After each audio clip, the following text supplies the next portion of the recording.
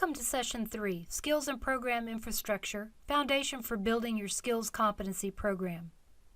In this session, I will provide an example of how to set up an infrastructure and engagement framework for your program and for building the skills. I will present the quad model, roles and responsibilities of the model, and skills program phases. In Session 1, we created the business value proposition to ensure alignment with the business. We now need to ensure business accountability and engagement. Many times, the task of rolling out skills is assigned to human resources, talent management, learning and development, with limited engagement from the business. While these teams have the expertise in the methodology and structure, they are not the subject matter experts or the SME of the business or discipline's process, procedures, or skills. To drive business engagement and ownership, we created the quad model. I found the business must own and be accountable for the skills used to develop their employees to ensure success. The quad model provides you with a structure for building and engagement. It will also establish the governance of the skills program and the sustainability of the skills. As the name implies, the model is broken down into 4 groups. Learning, Competency, and Development Team. This is typically in HR, so is inclusive of HR items. This group is responsible for the infrastructure and the program. They will facilitate and manage the development, implementation, and sustainability of the skills and the program. This includes the learning resources aligned to the skills. Now, the Business Discipline Advisory Council. These are representatives from the business and the discipline. I would recommend director or above level. These individuals are responsible for the identification and allocation of your subject matter experts for the development of the skills, competency, and training. They drive adoption with their teams and identify the business needs and priorities.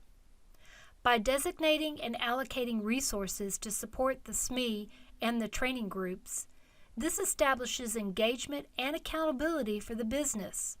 This is the business's skin in the game. Now let's move to the Skills Competency SME group. They are your subject matter experts of the discipline. They will work together to identify your enterprise or core skills that are used across all roles within a discipline and specific skills for each role. They are responsible for engaging with others in the discipline for review and feedback. They also will become the experts on the skills and the biggest advocates because they created them. The last group, training subject matter experts.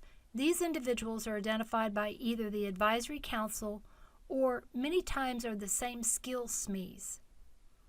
These individuals help with the content identification and review of learning resources that align with the skills. They also may become your internal delivery for courses created to support the skills. The Skills Competency Program phases. I found this slide beneficial in communicating where we were in our skill competency development and implementation. I used this slide with our advisory council and groups to outline next steps and recognize the accomplishments of the different groups. There is a large amount of upfront work on setting the infrastructure and foundation.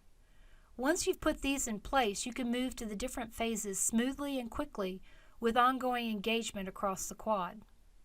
As I said, we use these slides and others in our change management communications to recognize the business's commitment of resources and time toward the development of their own employees through a skills program. To recap, objective of the quad model is to drive engagement and accountability with and for the business. They are the SMEs of the business and will become the SMEs of skills competencies. Identify the model, roles, and responsibilities that works with your business. This allows them to allocate the right resources.